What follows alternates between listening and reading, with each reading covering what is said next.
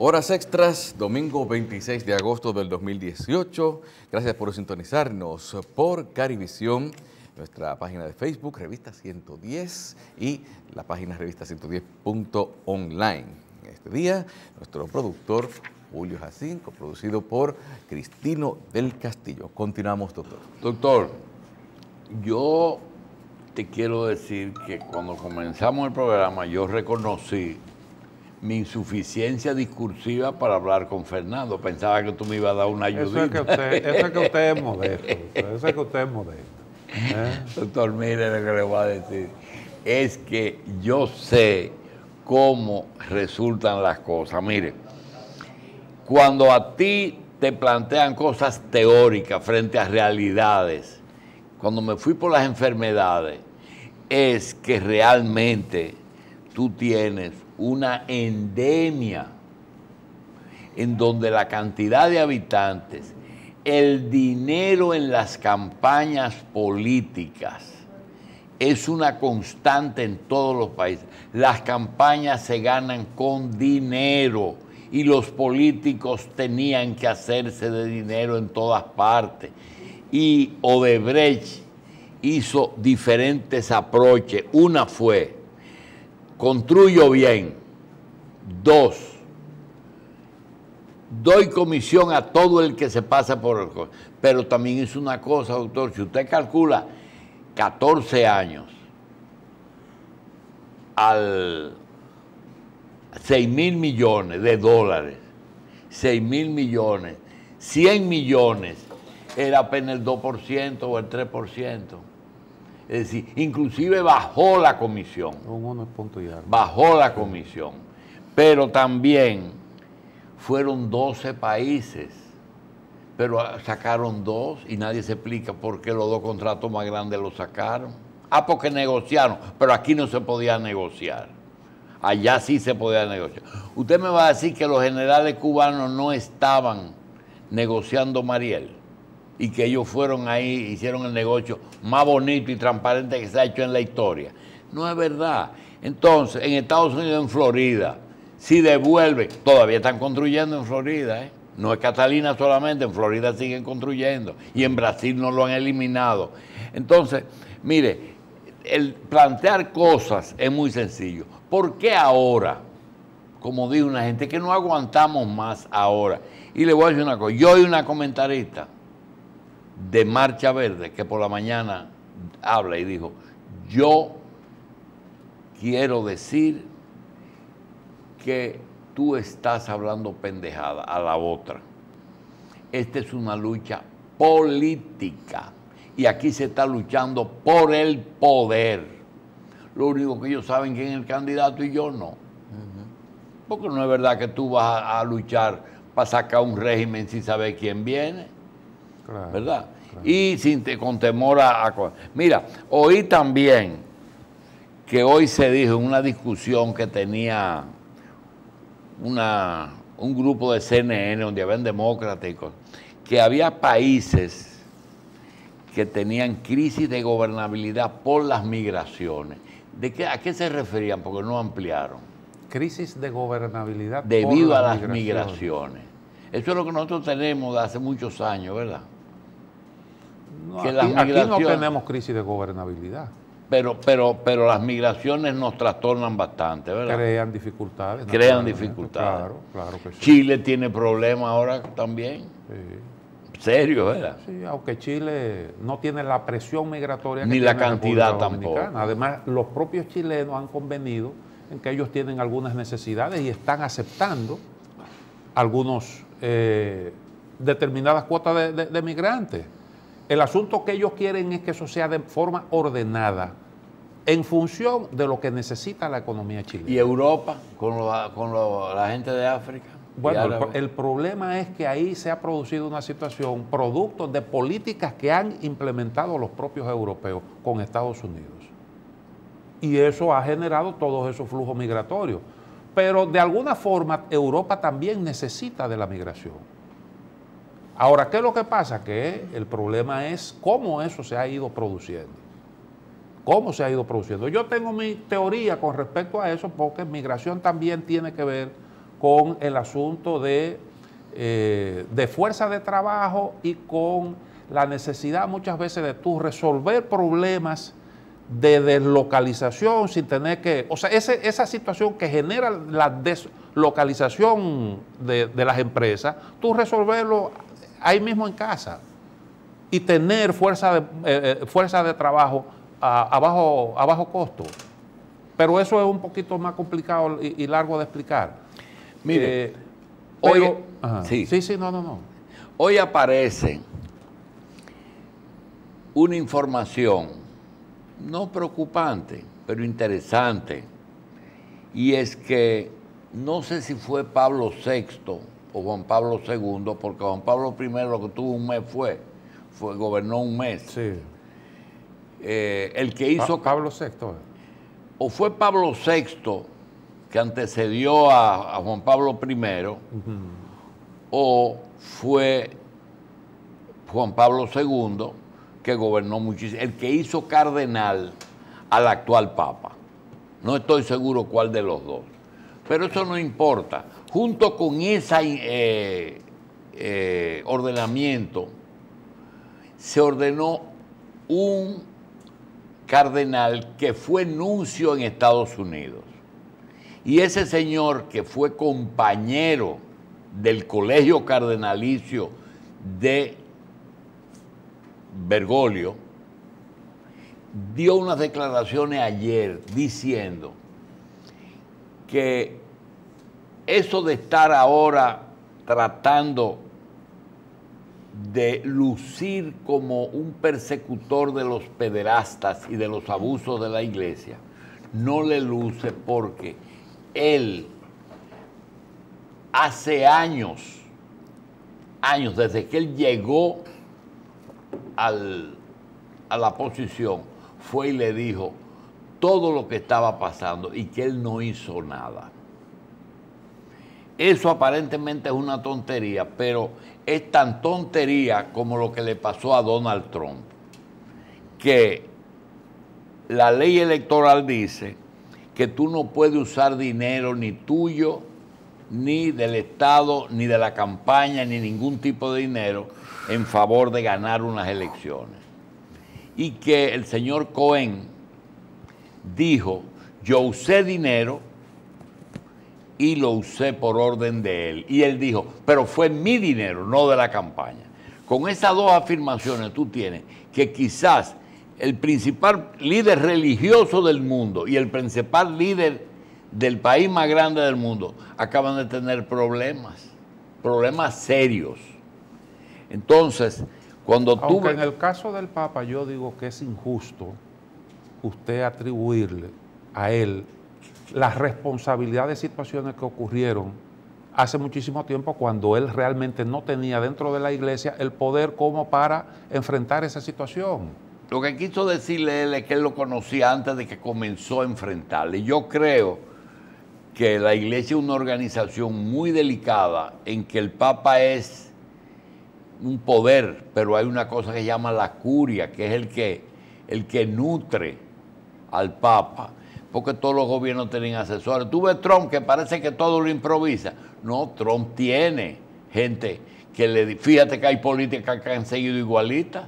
Yo creo, doctor, que precisamente por las posiciones que ha asumido el Papa es que se están produciendo situaciones, eventos así como ese que usted está señalando.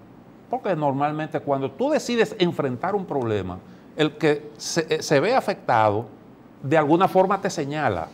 Además hay otra cosa que no se ve en eso.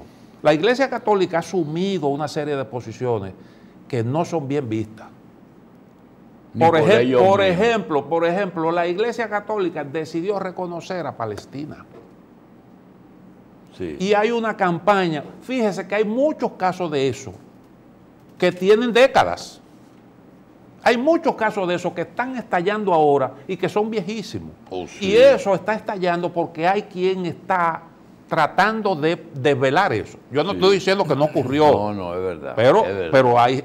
Incluso yo no sé si usted ve los Discovery, o sea, los canales esos educativos, usted se va a encontrar con una serie de programas en donde se cuestiona abiertamente la Iglesia Católica y las creencias y los principios del catolicismo. Y yo digo que eso no es una cuestión espontánea. No. Hay gente que está dedicada. Y si tú coges el porcentaje de pederastas y el tiempo en que ocurrieron, te das cuenta que es una mínima, un mínimo porcentaje, pero el que importa es eso, claro, no el resto, claro, no los maestros, y yo le voy a los decir, pastores. yo le voy a decir una cosa, a veces, lo decía yo en un programa, a veces te da la sensación de que si tú vas a una misa, te van a violar ahí, sí, en la propia iglesia, sí, y eso no es verdad, porque en la iglesia católica, la mayoría de la gente que está ahí involucrada sí, en eso son gente de bien. Sí. Son gente de bien. Bueno, que se han producido esas situaciones que el Sí. propio Papa Un porcentaje reconoce y ha asumido una posición valiente, responsable. Cristino, pero esa situación ha pasado en hogares con padres, con Sí, sus hijas. exacto. ¿Tú entiendes? Eso es lo que ha pasado. Maestros con sus alumnos, padres con sus hijas, madres con sus hijos. Está pasando. Es un problema, volvemos, endémico. Cuando las cosas son sistémicas, tú no puedes, si está en la sangre el problema, la sangre llega a todas partes. Y entonces, eso que está diciendo es una verdad indiscutible. Yo creo realmente, que tú has tocado un punto, y es que mucha gente, que no quiero acusar a los judíos, que tienen mucha fuerza en los medios y que no quieren nada que sea en contra de su seguridad. Y ellos entiendan que Palestina atenta contra su seguridad. Igual que yo creo que tú no vas a conseguir que a Trump lo tumben. ¿Sabes por qué? Bueno, porque los judíos... Porque él puso a Jerusalén de capital, claro que ¿verdad? Sí, claro. Entonces, hay una serie de detalles que en Estados Unidos tienen mucha fuerza, y es que el poder económico de Estados Unidos es judío, el económico. Los problemas de Bill Clinton comenzaron cuando él llevó a Yasser Arafat a la Casa Blanca. Seguro. Ahí comenzó su problema. Porque Mónica Lewinsky, recuerde que era de ascendencia judía. Sí. Y esa muchacha conservó el semen presidencial en un vestido para... Sí, para acusarlo. Yo tengo... Bueno, la propia Hillary lo dijo en su momento. Eso fue más profundo que un chisme, por lo visto, porque eso no fue un complot. Quería decirte lo de los dos jefes de Estado, digamos. Y la otra es el tema que mucha gente está esperando, y es el tema del evento hoy de Leonel Fernández. Leonel Fernández hizo un bonito acto. Yo quiero decir que no me voy a dejar llevar por una cifra que alguna gente en interés de deteriorado dice, fueron solamente de los 35 miembros del comité político, solamente fueron 5. De los 106 diputados del PLD solamente fueron 16. De los senadores solamente fue 1. No es así, porque todo el mundo sabe que en el PLD nadie quiere problemas con los presidentes. El propio Leonel dice, el presidente es el jefe, a veces hasta del partido, es el que da los empleos y no van. Entonces, eso no tiene mucha importancia. La cantidad de personas, yo creo que no vamos a caer en lo mismo de la Marcha Verde. Mucha gente, ¿qué uno va a hacer? Mucha gente, una persona que fue presidente de la República, que está en campaña, una marcha que conlleva a todo el sentimiento de la oposición. Había mucha gente en los dos sitios y nosotros no nos vamos a poner aquí de disparatoso a decir, ahí no habían 3, no, ahí había muchas personas y llenó la media naranja. Yo creo que sí. Y en la Marcha Verde había mucha gente. Y el gobierno no tiene el 100% de la simpatía. Ahora, pongan el gobierno en la lista de los países de América y ven que usted va a decir, no es el mejor gobierno, pero no es el peor. Es más, está entre los que menos problemas tiene. Entonces, yo creo... Yo no sé si el informe de la CEPAL tiene credibilidad. No, depende. ¿Verdad? No. porque depende Si no del me cristal conviene. con que se mire. Sí. Ahora, yo entiendo que esos informes no son, está demostrado que no son alteraciones de la realidad. Y la CEPAL dice que la economía dominicana va a crecer 5.4%, por encima de 5%. Dice el Banco Central que probablemente supere esa cifra. Entonces, cuando uno escucha, por ejemplo, el discurso de Fernando Peña y de la gente de la Marcha Verde, uno llega fácilmente a la conclusión de que el gobierno se está cayendo y se está derrumbando y que aquí hay una crisis tremenda y que todo está colapsando. Pero los informes económicos dicen otra cosa. Además de eso, déjeme decirle una cosa, ¿qué fue lo que nosotros vimos hoy ahí? Ese es un sector del PLD. Y usted vio ahí cómo estaba el entusiasmo. Esos son PLDistas. Danilo representa también una parte importante del PLD. Si ese PLD se unifica, no hay realmente Nada que buscar. Nada que buscar. Y esa es la realidad. Ahora, un PLD, bueno, que está fracturado, que está dividido, que tiene dificultades, eso puede dar una sensación. Pero una cosa que en un momento tú trataste y después te convenciste que la discusión no valía mucho la pena, de decir algo que yo también traté, y es, cuando se hace algo siempre se miden los efectos. Si tú quieres y tú dices, yo no quiero esperar las elecciones, no me venga con esa artimaña. Es ahora. Cuando tú me dices, muy bien, estoy de acuerdo, nos vamos a la montaña así, vamos al Congreso a una interpelación de PLDista a un PLD. Ni Leonel Fernández se va a atrever a ordenarle a su gente que voten en favor de una impeachment. No es necesario. Y además cuando a mí me dicen, no, que es ahora, tú tienes Pero ahora, ¿qué? Pero ¿a quién? quién es que beneficia eso? No, ¿a quién beneficia? Porque hay gente que puede estar pensando, no, porque si se interroga y se hace un juicio político a Danilo, en lo que se lo hacen, hay que dar una licencia para que doña Margarita. Entonces vamos a tener un temer aquí. Mire el ejemplo de Nicaragua. Nicaragua, según el informe de la CEPAL, va a crecer ahora, en este año 2018, 0.25%, si la memoria no me falla, no llega al 1%. Sí. Una economía que en el año 2017 creció 4.3%. ¿Por qué se explica eso? ¿Producto de qué es eso? Producto de la inestabilidad. ¿Qué significa eso? Que usted poner un país patas arriba es un problema que usted lo tiene que pensar. Yo creo que se peca de irresponsabilidad cuando usted se plantea una serie de objetivos así, galloloquísticos, porque eso sin pensar realmente en el destino, en el futuro del país. Nosotros tenemos estabilidad económica, nosotros hasta ahora tenemos estabilidad política, social, el país está creciendo. Si algo realmente mantiene al PLD vivo, ¿usted sabe qué es? El crecimiento. Y el gobierno de Danilo Medina, que ha sido un gobierno que ha tenido una capacidad de respuesta frente a problemas sociales. Bueno, el propio Leonel Fernández lo reconocía hoy, y yo creo que eso es un poquito, en cierta medida es un giro, porque asumió la defensa del gobierno de Danilo Medina, que a veces uno pensaba, digo, bueno, pero el PLD le está haciendo oposición al PLD. Y entonces esos son factores que no se pueden realmente... No, pero él delimitó bien esa oposición. Es una oposición a métodos de tipos electorales, pero no es a la gestión, ¿verdad? Él no se equivoca. No, él defendió la gestión en el sentido de que ponderó resultados que ha tenido el gobierno. Continuar lo que está bien. Política, continuar lo que está bien. El acto presentación de firma, Leonel Fernández aceptó la precandidatura presidencial del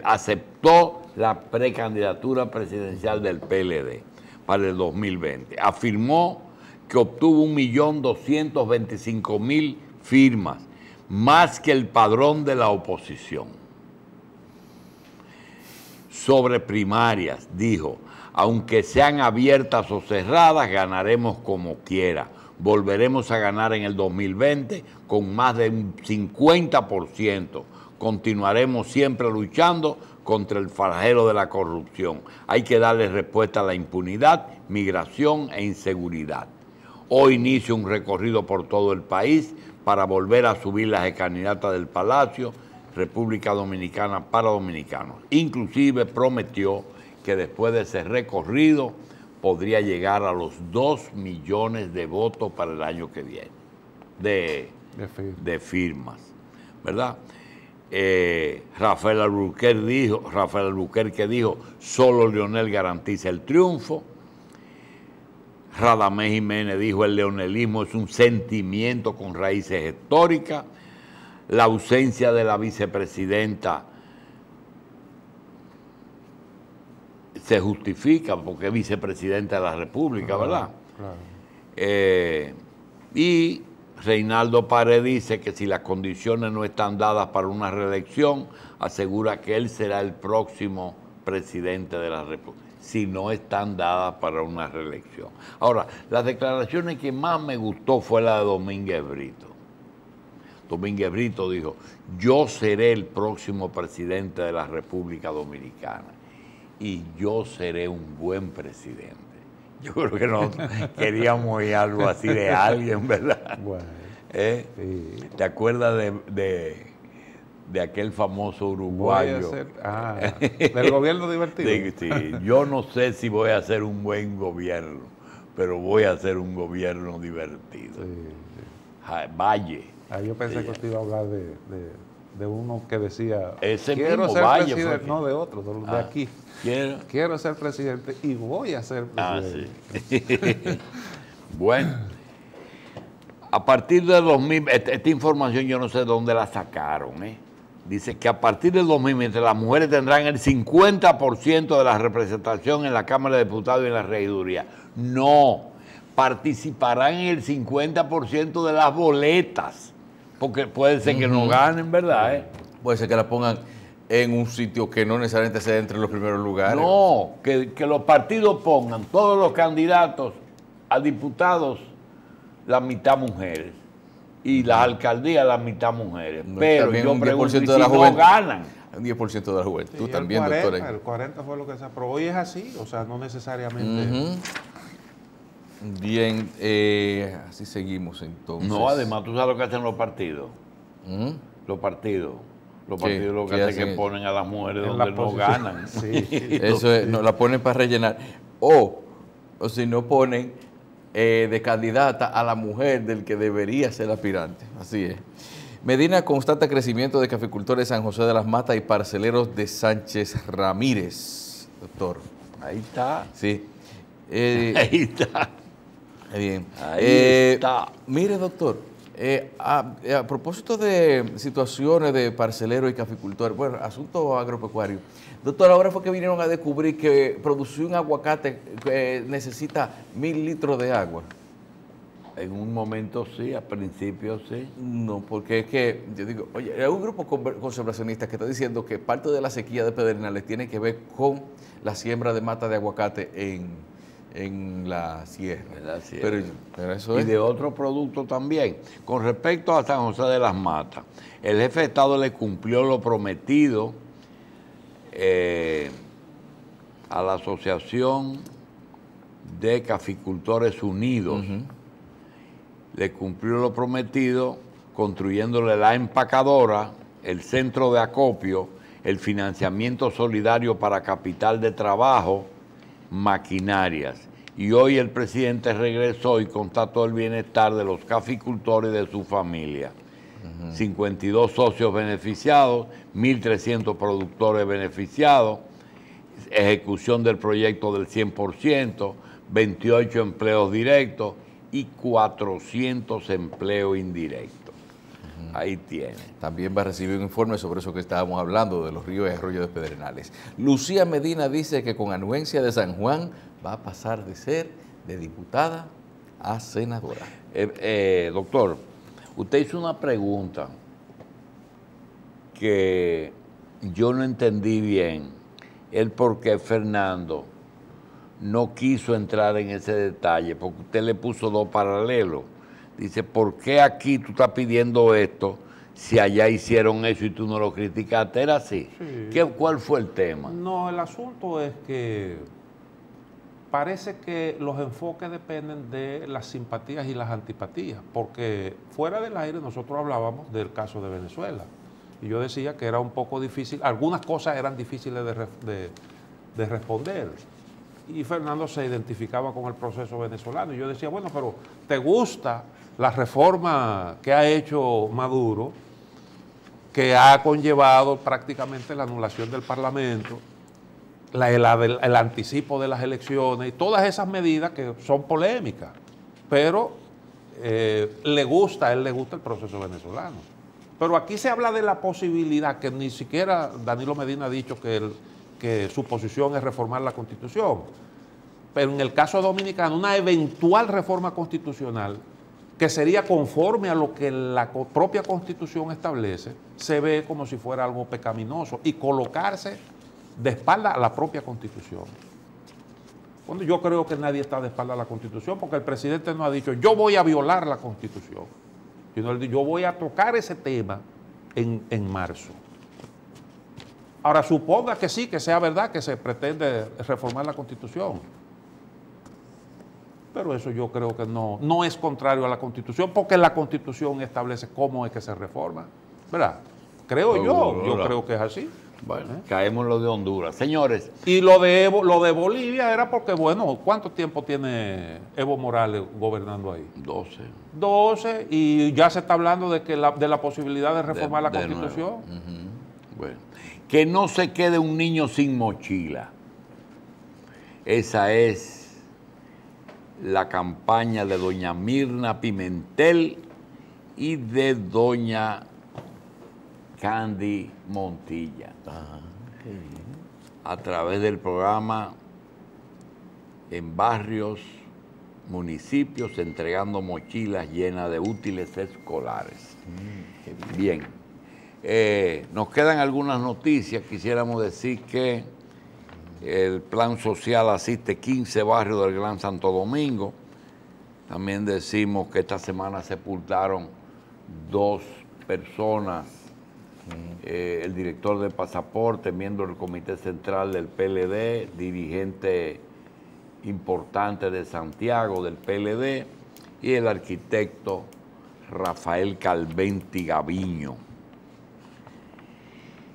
Hoy se venció el plazo para los extranjeros que se acogieron al Plan Nacional de Regularización.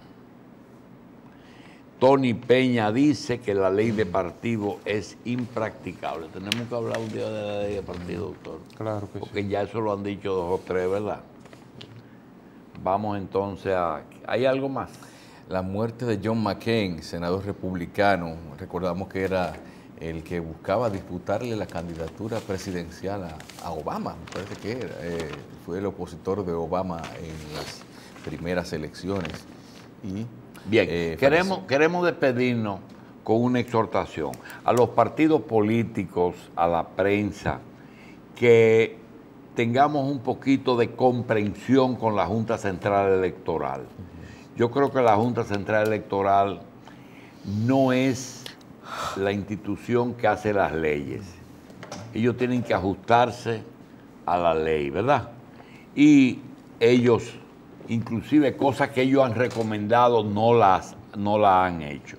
Ellos publicaron los plazos legales de actividades, está en la prensa, que son el 7 de junio, el 22 de junio, el 7 de julio, el 22 de agosto, el 6 de octubre del 19, el 11 de octubre del 19, el 16 de octubre del 19, así como el 25 de octubre.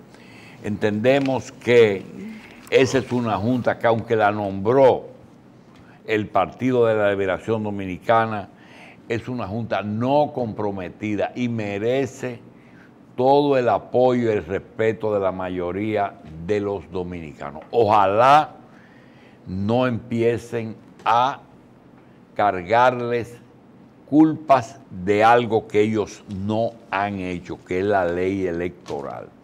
De manera que nosotros llegamos hasta aquí. Le damos las gracias al doctor Castillo, Carlos Alonso, a todos por acompañarnos hoy domingo 26 de agosto. 26 de agosto del 2018. Tiempo Nos vemos corriendo, ahorita a las 5 de la mañana en la revista 110. Bien.